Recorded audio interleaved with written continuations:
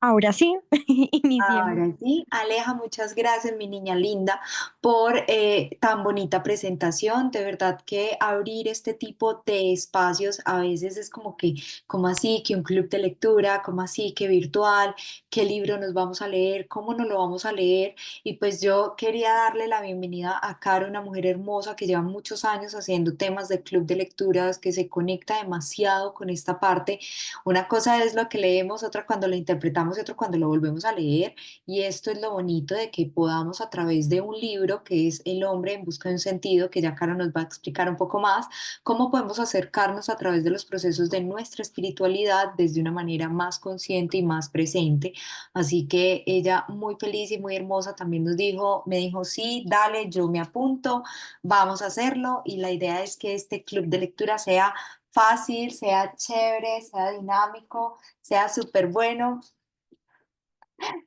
y podamos aprovecharlo al máximo. La idea es que sea todos los martes a esta misma hora, donde vamos a tener otras actividades. Así que, Caro, muchísimas gracias por aceptar, muchísimas gracias por poner tus dones y tus hermosas palabras aquí y podernos enseñar aún más todo lo que tienen los libros guardados para nosotros.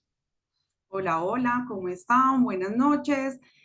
Súper feliz y nerviosa de este espacio, pues porque soy nueva en Gili, llevo un mesecito, pero bueno, viendo pues como toda la expansión y haciendo parte de esta comunidad hermosa. Entonces, ¿cuál es la idea? La idea es que sea como un espacio súper relajado, que nos disfrutemos muchísimo, que podamos compartir como las ideas, las reflexiones que tengamos y que nos enriquezcamos todas a través de la lectura y que leyamos también juntas para que no lo sintamos como una tarea que cada 8 días tenemos que hacer algo, sino que podamos estar acá relajadas, ir leyendo de a partecitas, poderlos conversar y bueno, pues que sea como un diálogo súper abierto para todas. Eh, este libro es un libro súper lindo porque es un libro que nos relata la historia de un psiquiatra que estuvo en los campos de concentración nazis, entonces nos habla mucho como de la resiliencia, del sufrimiento y de la actitud que podemos tener frente al sufrimiento y sobre el propósito de vida. Entonces, no sé si alguno ya se lo ha leído, si nos quiera comentar algo del libro antes que empecemos todas junticas a leerlo. Yo pienso, mi cara, que cuando son libros a través de que se conectan con una historia que no es una ficción, sino que de verdad fue basado en hechos reales, pues nosotros como participantes nos sentimos identificados dentro del proceso, ¿cierto? Nos sentimos como parte de ese personaje. Y bueno, a ustedes ya en este momento en WAP tienen en este momento el libro, ya está de manera digital para que lo vamos, digamos, como leyendo. La idea es se me está cayendo todo. La idea es que podamos compartirlo, pero lo que yo te quería decir, yo me lo leí hace mucho, mucho tiempo y me parece, por eso lo digo con tanta certeza, que les va a ayudar muchísimo en ese camino a través de cuántas veces perdemos el propósito en la vida y cómo no somos los únicos y cómo podemos tener ciertas fórmulas o ciertas estructuras que nos pueden ayudar en este proceso de la espiritualidad de una manera consciente. Sí, es un libro súper bello. Por allá nos contestó Maggie que no se lo había leído. Creo que María Alejandra sí se lo había leído, que nos dijo que el libro era muy lindo. Entonces, pues ahí vamos a tener pues como muchas impresiones y muchas frasecitas de todo lo que le pasa a este psiquiatra y de todo lo que tiene este libro para enseñarnos. Entonces, no sé, el libro tiene como un prefacio que lo escribió otro autor, no sé si lo leemos, me parece chévere porque da como un contexto general del libro o si empezamos directamente con los capítulos. No te entendí. Leamos lo que dice Gordon Allport. Sí, ese es chévere. Listo, entonces dice, si alguna quiere leer, súper bienvenida, también nos alza la manito y nos vamos rotando. Entonces, prefacio. El doctor Frank, psiquiatra y escritor, suele preguntar a sus pacientes aquejados de múltiples padecimientos más o menos importantes, ¿por qué no se suicida usted? Y muchas veces de las respuestas extrae una orientación para la psicoterapia a aplicar. A este lo que le ata la vida son los hijos, al otro un talento, una habilidad sin explorar, a un tercero quizás solo unos cuantos recuerdos que merece la pena rescatar del olvido. Tejer estas tenues hebras de vidas rotas en una urdimbre firme, coherente, significativa y responsable es el objeto con que se enfrenta la logoterapia, que es la versión original del Dr. Frank del moderno análisis existencial. En esta obra, el Dr. Frank explica la experiencia que le llevó al descubrimiento de la logoterapia. Prisionero durante mucho tiempo en los bestiales campos de concentración, él mismo sintió en su propio ser lo que significaba una existencia desnuda. Sus padres, su hermano, incluso su esposa, murieron en los campos de concentración o fueron enviados a las cámaras de gas, de tal suerte que, salvo una hermana, todos perecieron. ¿Cómo pudo él, que todo lo había perdido, que había visto destruir todo lo que valía la pena, que padeció hambre, frío, brutalidades, en fin, que tantas veces estuvo a punto del exterminio, cómo pudo aceptar que la vida fuera digna de vivirla? El psiquiatra que personalmente ha tenido que enfrentarse a tales rigores merece que se le escuche, pues nadie como él para juzgar nuestra condición humana sabia y compasivamente. Las palabras del Dr. Frank tienen un tono profundamente honesto, pues se basan en experiencias demasiado hondas para ser falsas. Dado el cargo que hoy ocupa en la Facultad de Medicina de Viena y el renombre que han alcanzado las clínicas de logoterapia que actualmente van desarrollándose en los distintos países, tomando como modelo su famosa Policlínica Neurológica de Viena. Lo que el doctor Frank tiene que decir adquiere mayor prestigio. Es difícil no caer en la tentación de comparar la forma que el doctor Frank tiene de enfocar la teoría y la terapia con la obra de su predecesor, Sigmund Freud. Ambos doctores se aplican primordialmente a estudiar la naturaleza y cura de la neurosis. Para Freud, la raíz de esta angustiosa enfermedad está en la ansiedad, que se fundamenta en motivos conflictivos e inconscientes. Frank diferencia varias formas de neurosis y descubre de origen alguna de ellas, la neurosis noógena, en la incapacidad del paciente para encontrar significación y sentido de responsabilidad de la propia existencia. Freud pone de relieve la frustración de la vida sexual. Para Frank, la frustración está en la voluntad intencional. Se da en la Europa actual una marcada tendencia a alejarse de Freud y una aceptación muy extendida del análisis existencial, que toma distintas formas más o menos afines, siendo una de ellas la escuela de logoterapia. Es característico del abierto talante de Frank el no repudiar a Freud, antes bien construye sobre sus aportaciones. Tampoco se enfrenta a las demás modalidades de la terapia existencial, sino que celebra gustoso su parentesco con ellas.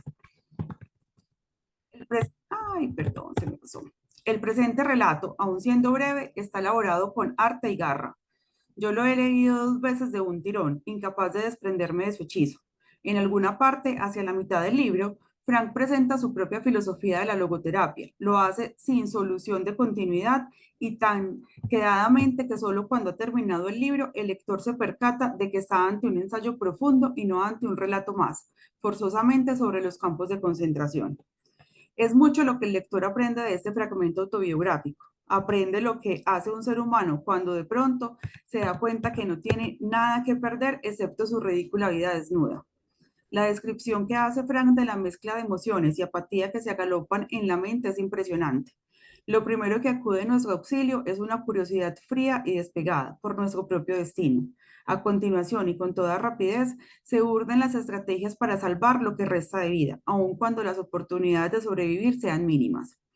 El hambre, la humillación y la sorda cólera ante la injusticia se hacen tolerables a través de las imágenes entrañables de las personas amadas, de la religión, de un tenaz sentido de humor e incluso de un vislumbrar la belleza estimulante de la naturaleza, un árbol, una puesta de sol. Pero estos momentos de alivio no determinan la voluntad de vivir, si es que no contribuyen a aumentar en el prisionero la noción de lo insensato de su sufrimiento. Y es en este punto donde encontramos el tema central del existencialismo. Vivir es sufrir. Sobrevivir es hallarle sentido al sufrimiento. Si la vida tiene algún objeto, este no puede ser otro que el sufrir y morir.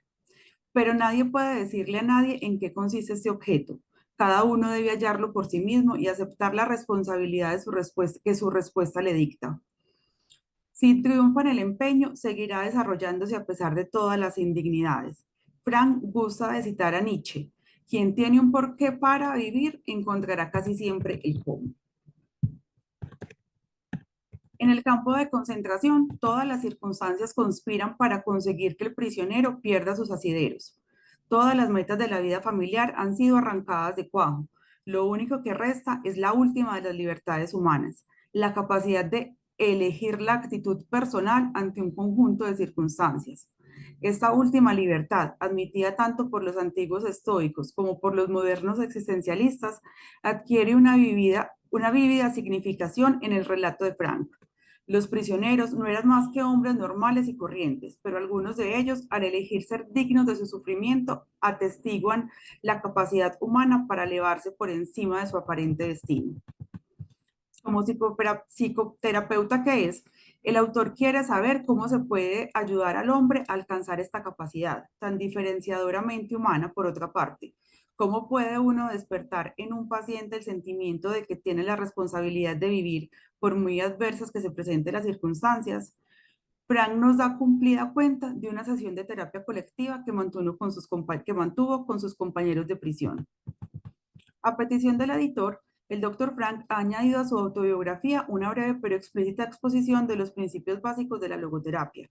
Hasta ahora, casi todas las publicaciones de esa tercera escuela vienesa de psicoterapia son sus predecesoras, las estatuas de Freud y Adler, se han editado preferentemente en alemán, de modo que el lector acogerá con agrado este suplemento del Dr. Frank a su relato personal. A diferencia de otros existencialistas europeos, Frank no es ni pesimista ni antirreligioso. Antes, al contrario, para ser un autor que se enfrenta de lleno a la omnipresencia del sufrimiento y a las fuerzas del mal, adopta un punto de vista sorprendentemente esperanzador sobre la capacidad humana de trascender sus dificultades y descubrir la verdad conveniente y orientadora. Recomiendo calurosamente esta pequeña obrita, por ser una joya de la narrativa dramática centrada en torno al más profundo de los problemas humanos. Su mérito es tanto literario como filosófico y ofrece una precisa introducción al movimiento psicológico más importante de nuestro tiempo. Entonces, ese es el prefacio, es como la introducción que nos habla más o menos de lo que va a tratar este libro. Siento que acá lo más importante es como una frasecita que él nos dice que la única libertad que no perdemos es la actitud. Malo, dime. Que yo quiero hablar aquí de algo y es que en esto me siento con mucha fuerza y capacidad porque hablamos de Freud. Freud es el padre del psicoanálisis, de, mejor dicho, de todo lo que es el tema psicológico, o sea, mejor dicho, tan. Y ahí cuando hablaban, digamos como en ese proceso de introducción, hablaban de el ello, el yo y el super yo, por así decirlo. Pero se los quiero explicar un poquito más fácil o digamos como un poquito más digerible porque obviamente son temas o terminología que no todos comprenden o que no comprendemos. Y es que el ello es la parte más primitiva, es esa máscara muy interna que realmente representa nuestra mente, representa nuestros impulsos, los deseos y las necesidades básicas, ¿cierto? Como el hambre, el deseo sexual, la agresividad, nuestros comportamientos primarios. ¿Listo? Y es muy común que cuando estamos más chiquitos se desarrolle muchísimo más fácil porque no tenemos un contexto de formación. Luego viene el super yo, que es esa voz de la moral, esa parte de las normas sociales, de las estructuras, de que se va desarrollando a través de nuestros ciclos sociales y a través de la educación, del contexto en donde estamos, de la cultura y las reglas que tenemos en nuestro alrededor, ¿cierto? Una cosa es ese super yo, por así decirlo, en Arabia Saudita y otra cosa es ese super yo que tenemos en Colombia, ¿cierto? ¿Pero por qué? Porque se determina a través del contexto. Y el yo, que es ese mediador entre el ello y el super yo, que es esa parte racional que dice, esta es mi personalidad y así voy actuando, dependiendo de la acción, de la emoción que yo vaya generando. Entonces, Freud, obviamente, y ahí lo van a escuchar bastante, tuvo muchos conflictos a través de, en su época y en su momento, derivado, digamos, como de sus pensamientos, porque hablaba mucho desde un plano sexual, hablaba de unas etapas edípicas, la etapa fálica y un montón de cosas que algunos de sus autores realmente no coincidían con ello, pero que sí nos habla a través de esas máscaras internas que tenemos, que también se vuelven ese autosabotaje de nosotros nosotros y por eso van a hablar acerca de teorías, de otro montón de cosas, pero básicamente era lo que quería complementar era eso, que a través de el libro él habla de estas terapias como el ello, el super yo y el yo, que todos en todos nosotros habita y de que todos en algún momento los desarrollamos dependiendo de lo que tenemos o cómo vamos trabajando de nuestras diferentes emociones y contextos sociales. Hay una parte muy chévere que yo quisiera como hacerte la pregunta a ti que estás en este campo, que decía, ¿cómo puede uno despertar en un paciente el sentimiento de que tiene la responsabilidad de vivir, por muy adversas que sean las circunstancias? Yo siento que a veces uno se envuelve en las circunstancias y todo se le vuelve un mundo y no ve como la salida y de pronto se pueden ir perdiendo las ganas de vivir. Entonces eso me parece muy, muy teso. Y es que somos seres humanos, amor, y entonces puede que algunas personas digan, no, yo nunca he tenido esa sensación, pero la han experimentado o se ha gestionado a través de otras situaciones, ya sea de no me siento bien en el trabajo, no me siento a gusto con mi relación de pareja, pero siempre hay un momento de pérdida. Y dentro de esa pérdida es esa gana de vivir en otro sentido. A él lo que él se refería también es un tema de una depresión, un tema de una tristeza muy profunda y cómo le quitó uno al paciente esas ganas de no vivir, ¿cierto? Y aquí es ese proceso de autoconocimiento, de llevar a lo más profundo del ser, a encontrar una luz, una chispa, una esperanza, un hábito, un comportamiento, algo a lo cual nos podamos aferrar, obviamente cada uno desde esa fórmula individual, lo que les hablaba ahorita, pero es un tema complejo, es un tema que es de mucho proceso de autoayuda, de un proceso de conocimiento, pero también de, porque esto no es de ganas. O sea, yo le puedo decir a todo el mundo, échele ganas, es que usted tiene todo, tiene una casa, tiene un techo, tiene tal cosa, pero es que no sabemos cómo está funcionando en este momento estas tres simbologías del ello, yo, el super yo, por así decirlo, o la máscara del consciente, inconsciente y supraconsciente. Entonces Ujú. es cómo tengo que jugármela conmigo para poder tener ese deseo de vivir, estas ganas de avanzar y de crecer y evolucionar. Y a veces se vuelve tan pesada que la carga es imposible de cargar. Pero Sí. sí es un proceso, Muñe, que tú lo que dices ahí con referente a la frase es llevar al paciente a todos los posibles escenarios de los cuales se pueda co-crear una fase de adherencia para que esta persona saque de este contexto y pueda avanzar en ese camino a través de diferentes habilidades. Pero básicamente es eso, llevar como desde la responsabilidad a encontrar múltiples cosas. Por eso cuando uno en psicoterapia es o los condicionamientos de conducta o las actividades o abrace un árbol, vaya al cine, léase un libro, véase una película, escriba, decante las emociones, hable, ponga límites, una cantidad de terapias o de tareas como tal para ayudar al paciente a que tenga otra vez esa fuerza de sacar estas máscaras y contextos y pueda evolucionar. Súper. No sé si alguna de las chicas que está conectada nos quiere aportar algo, qué le dice este prefacio, cómo le suena el libro. No, pues está súper interesante. Yo creo que es yo por aquí tengo también una de las ediciones y hablan como de algo que se llama la dignidad póstuma. Me parece súper bonito, o sea, como poder rescatar pues esa historia de una persona que yo creo que decidió afrontar diferente lo que pudo ser la peor tragedia de su vida, ¿no? Y con literal todo en contra, porque se le murió la familia, pues no podía ejercer su trabajo, sí tenía pues como todas las condiciones adversas. Total. No, con la explicación de las dos, creo que es súper bacano como el... ¿Me están escuchando, cierto? Sí, María. Ay, pensé que estaba en mute. Como el complemento de Caro y Malu, creo que me... se ríe. No, me motivaron demasiado como a leerlo, pues como que me sentí súper identificada de cualquier cosita que hablaron de eso, o sea, creo que todos, o yo no sé, uno resuena con esas cosas y en algún momento de la vida uno ha pasado por esos momentos súper oscuros, entonces súper bacano. Yo creo que eso es lo bonito que nos va a dejar este libro, una mirada de pronto más clínica y una mirada desde el otro interlocutor a través de quiero que eso es lo que hagamos a través del libro, tanto de lo que se lo hayan leído como si no lo estuviéramos leyendo y pudiéramos tener ese cara a cara a través de ese encuentro de una posible opción que suceda. Sí, que todos Súper. hemos tenido nuestras noches oscuras del alma y que la idea también es no, o sea, que todos nuestros sentimientos y todas nuestras noches oscuras son válidas y no compararnos como, ay, este man estuvo en campos de concentración y tenía una actitud súper bacana y yo que lo tengo todo a veces me cuesta. No, yo pienso que es como sacar lo lindo y lo que podemos aplicar, porque pues todo lo que nos pasa a todas y todo lo que sentimos es absolutamente válido. Entonces tampoco pues, o sea, como coger lo lindo, pero no nos sintamos tampoco culpables por los privilegios que podamos tener y por no haber estado en un campo de concentración y a veces estar bajitas de nota. Que como dice Malu, Uf, todas somos humanos. pucha. Ese tema del campo de concentración, o sea, dijiste eso, y yo, uy, no, me ericé, o sea, eso me parece demasiado teso. Y chiquitica, yo viví en Estados Unidos mucho, pues como 6 años, pero toda mi infancia prácticamente allá, y allá hacen mucho énfasis en ese tema de los, pues del tema nazi. Entonces, como que me removiste como esa sensación de esa historia, entonces como que me conectó un montón como lo que puede llegar a tratar eso, o sea, muy chévere.